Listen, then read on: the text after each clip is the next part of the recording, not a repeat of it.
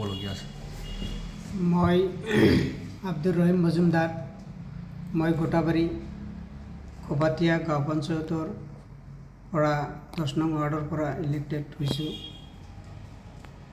মই ইলেক্টেড হোৱাৰ পিছত অপজিশ্যন পাৰ্টীয়ে মোক হৰ্চ ট্ৰেডিং কৰাৰ ভয়ত মই এটা নিৰাপদ জেগাত আহিছোঁ।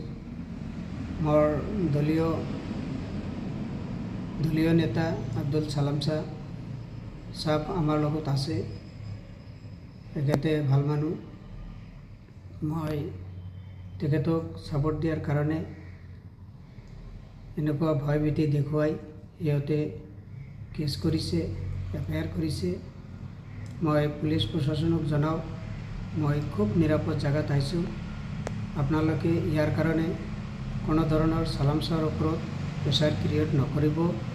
মোৰ ৱাইফক ভয়ভীতি দেখুৱাই কোনো ধৰণৰ ভুলভাল ষ্টেটমেণ্ট নল'ব। মই সালাম ছাৰ হৈ আছোঁ, সালাম ছাৰ হৈ থাকিম। ধন্যবাদ।